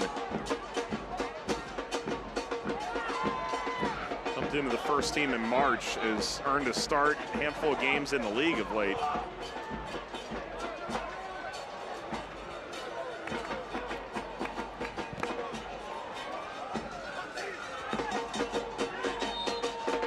Back towards Zubak, that's a foul on War. Orange County substitution at 82nd minute, brought to you by USL. There are very few players in this world who sign with a team after trialing a second time. And War is one of those guys. Came through an open tryout, ended up being their leading goal scorer in the 2025 preseason. Left, no doubt, the 25-year-old from Los Angeles. Was in the Japanese collegiate system, then the 2nd division, showed up at Orange County, didn't end up signing, goes to LA Force, then bounces in this season and has a fantastic pre-season for OCSC. Robinson back up.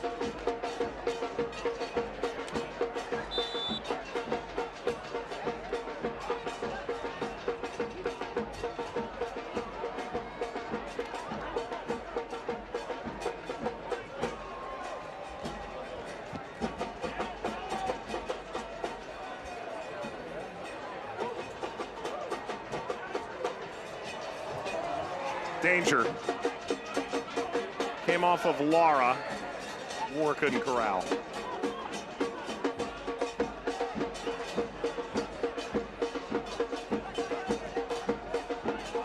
Hagar, part 2.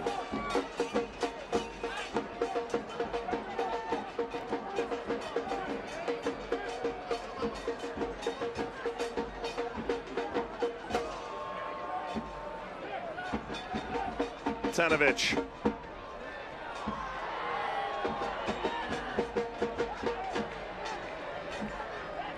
Foul is given.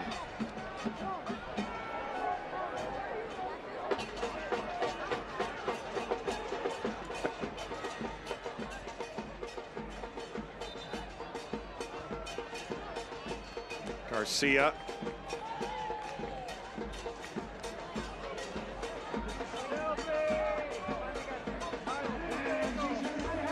himself back up to his knees.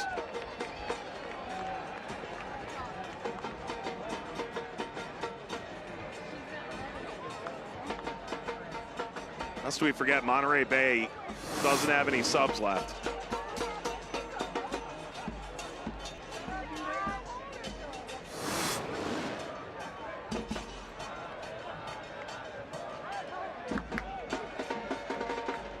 Orange County, a handful of chances since Stephen Kelly was sent off in the 69th minute.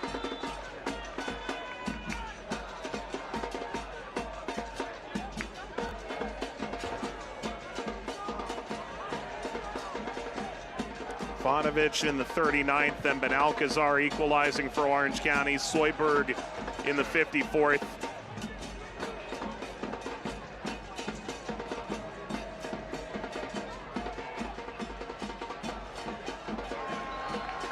That's wonderful work to take it back. It's short-lived though, Nilati.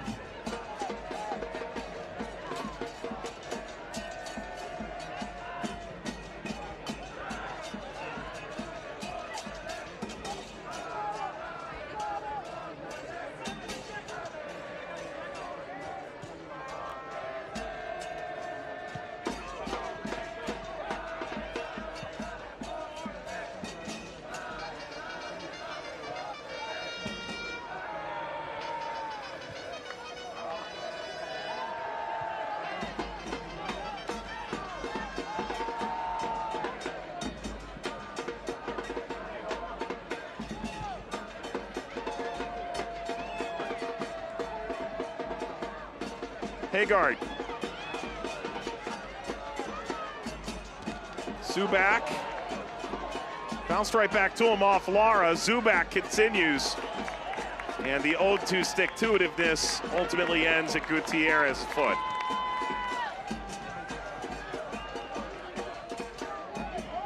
Benalcazar.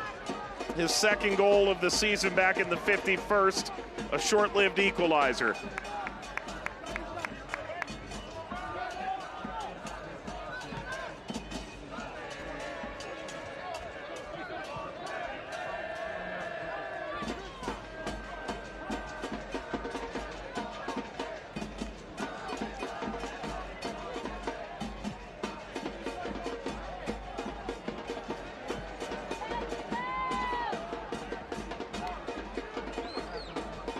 With all the musical chairs that have taken place over the past couple of minutes, or coming on, Coa Santos, Ciota. Some of the rhythm that was, even after the red card. Stephen Kelly has really disrupted Orange County.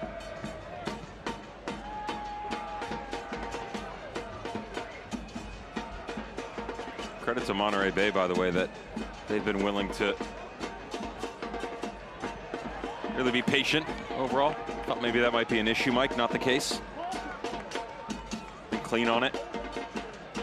Haven't really forced the issue up high too much. Good decision making. Commentator's curse. That'll take some time off the clock and come to the card.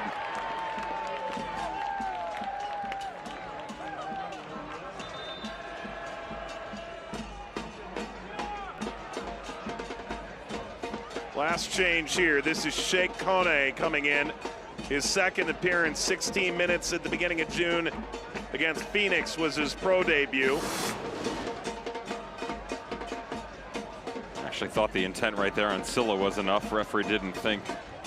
And instead, Ciota tries to repay the favor.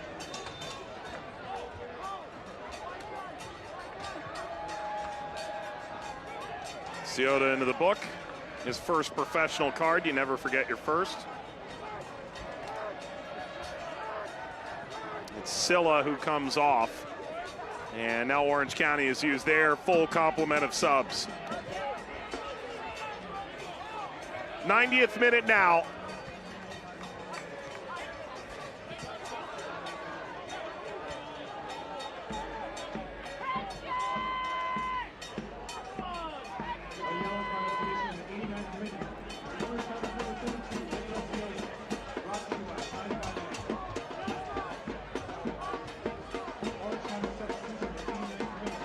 Hagard, Fonguk, holding midfielder, stepping all the way forward to try and siphon off service to Hagard.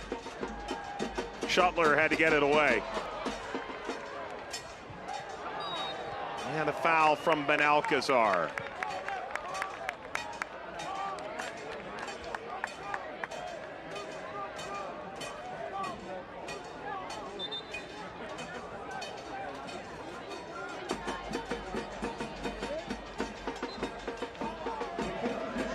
Six added minutes. The fun's only just begun.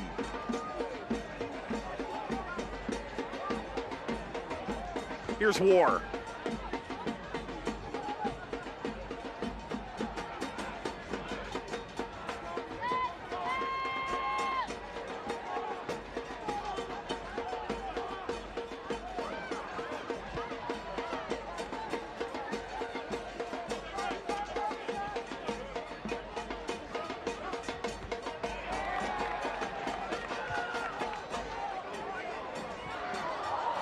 Ooh.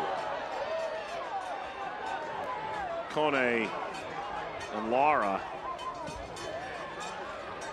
ensnared. That misplayed. Xavi shrugs off the challenge. Gutierrez.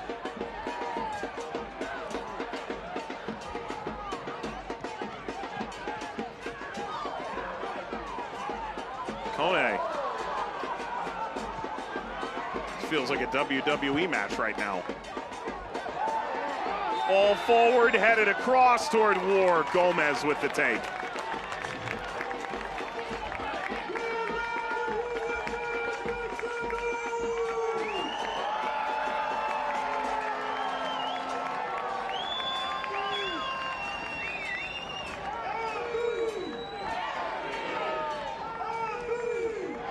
Monterey Bay has a chance to advance all the way into a tie for fourth. It would be their fifth home win in 8 games.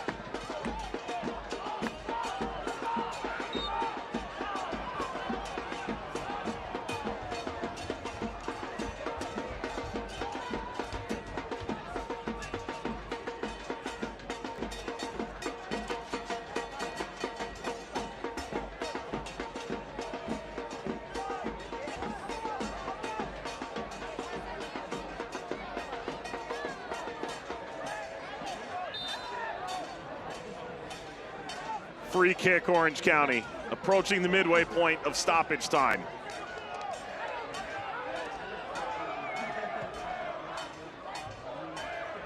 Header down, Torkel! It's Kone, and it is Gomez. Give Samuel Gomez credit. This is not as easy as it looks. There's a ton of congestion in front of him. As the ball's redirected, he has to account for so much here, Mike. Ethan Zubak is quickly crashing on the near post. You've got runners atop the 6. Secondary runs coming on the back post. Calmly collected. He's done well for himself tonight, Samuel Gomez.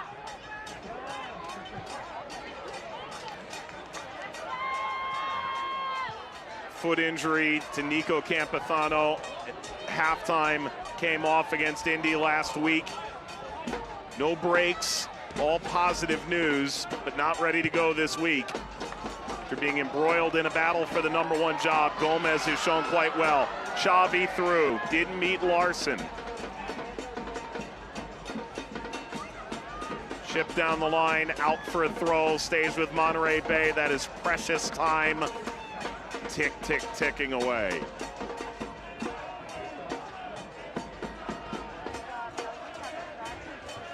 Robinson lobs.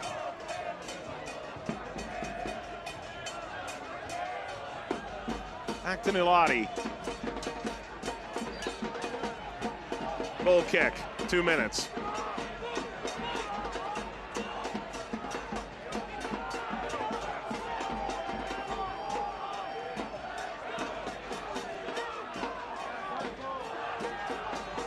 Suddenly we had 2 balls in play.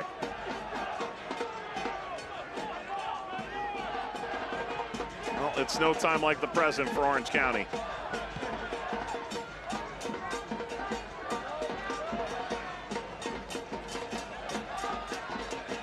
Gutierrez held off by Benalcazar. Zubak serving up. Gomez high points.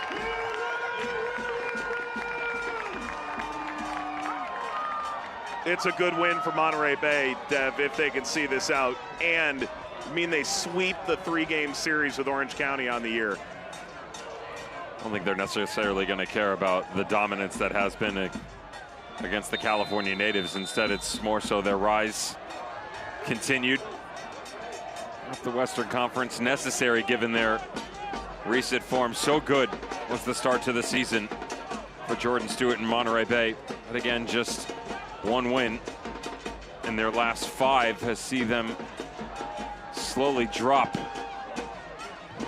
Jordan Stewart poked fun at it a little bit. He said, form's off, lost 3 in a row.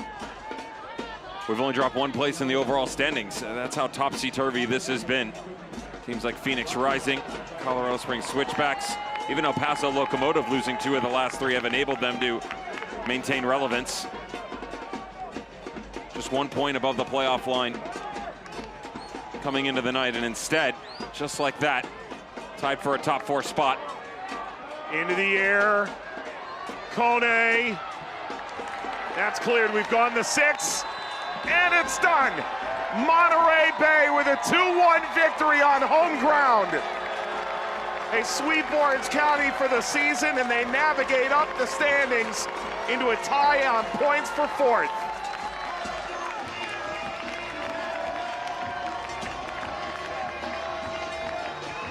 First career win for Sam Gomez.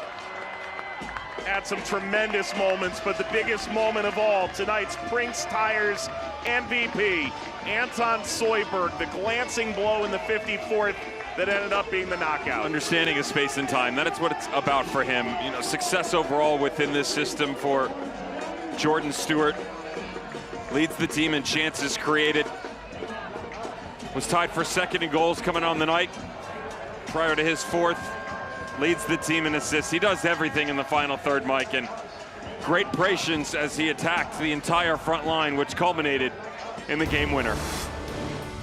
We will wrap it up on the other side of the break. It was Ivanovic. Then it was a seahorse race with a photo finish. Orange County equalized, but Monterey Bay ultimately wins it. 2-1 the final. Back in a moment.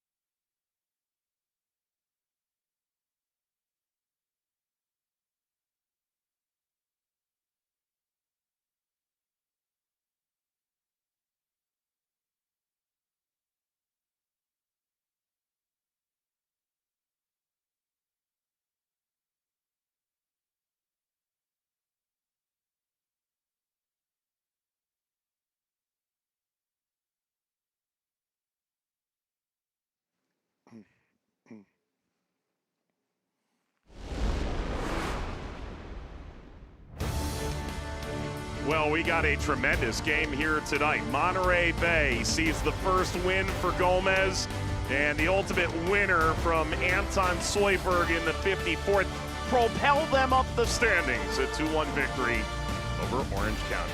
With Devin Kerr, Mike Watts to wrap up this barn burner of a game. Monterey Bay started very well. You know, what they did was they compressed the field, Mike, and their ball dominant nature is where they've really got.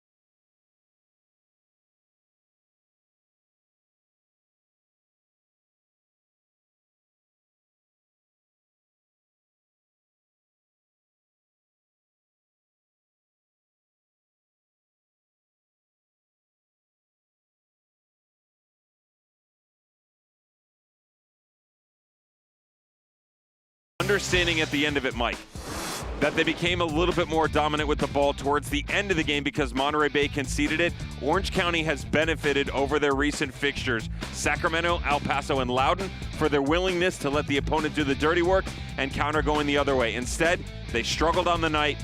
A real good opportunity escapes them. Monterey Bay jumps into a tie for top 4, but still, with as tight as the Western Conference is, and Orange County slipping tonight, just 1 point off the pace for postseason play. And with games in hand on nearly everybody above them. All right, they do in fact defend the 8-3-1 tonight. It finishes 2-1 in favor of Monterey Bay.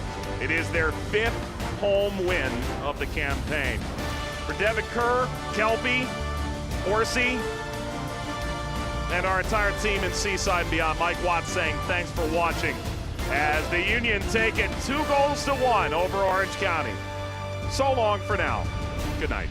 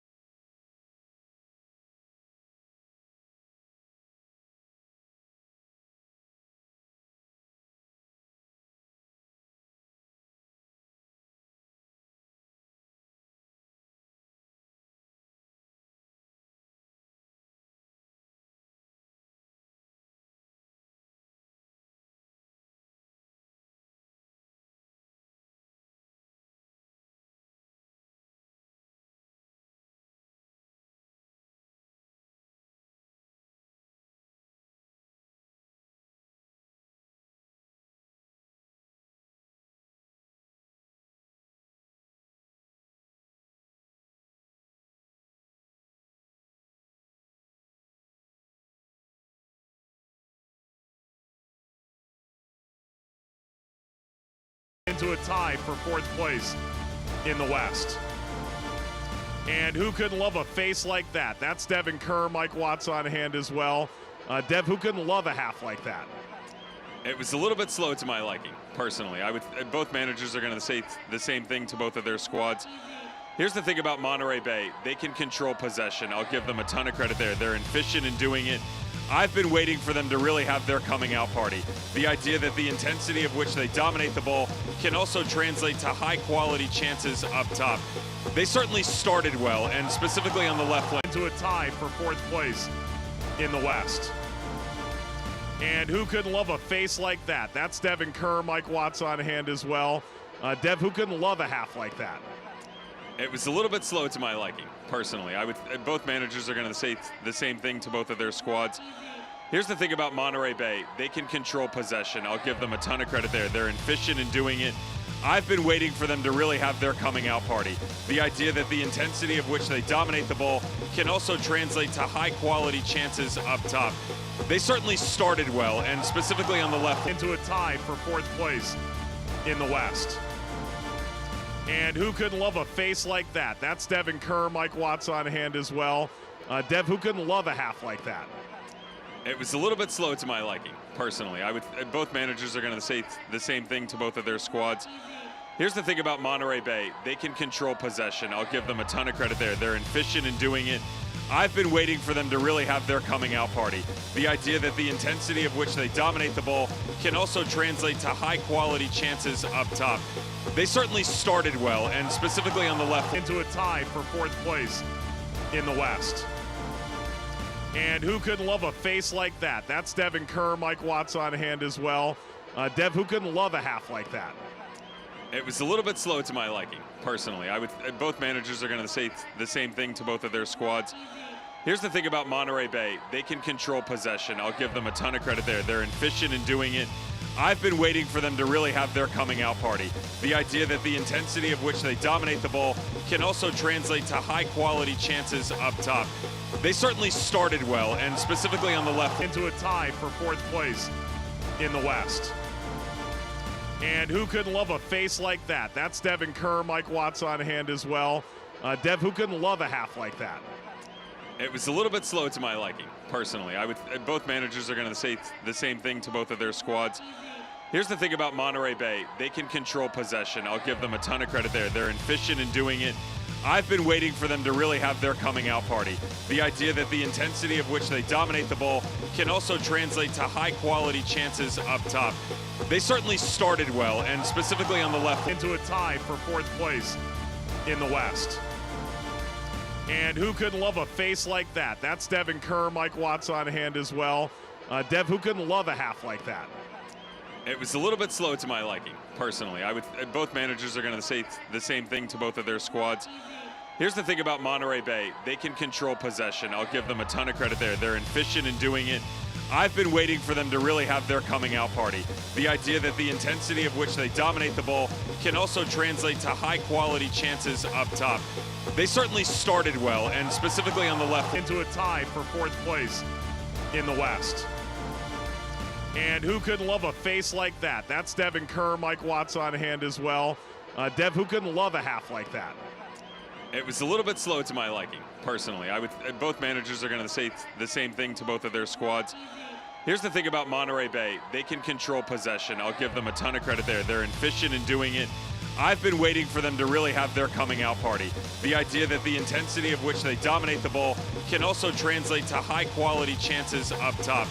They certainly started well, and specifically on the left. Into a tie for fourth place in the West. And who couldn't love a face like that? That's Devin Kerr, Mike Watts on hand as well. Dev, who couldn't love a half like that? It was a little bit slow to my liking, personally. Both managers are going to say the same thing to both of their squads. Here's the thing about Monterey Bay. They can control possession. I'll give them the game up. One of the things that happens with Ethan Zubak and a lot of into a tie for the game up. One of the things that happens with Ethan Zubak and a lot of strikers, to be honest, is they get frustrated, they start searching. That's sort of what has taken place throughout this season.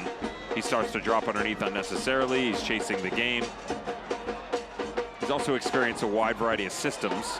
Into a tie for fourth place in the West. And who couldn't love a face like that? That's Devin Kerr, Mike Watts on hand as well. Dev, who couldn't love a half like that? It was a little bit slow to my liking, personally. Both managers are going to say the same thing to both of their squads. Here's the thing about Monterey Bay. They can control possession. I'll give them a ton of credit there. They're efficient in doing it. I've been waiting for them to really have their coming out party. The idea that the intensity of which they dominate the ball can also translate to high quality chances up top. They certainly started well, and specifically on the left.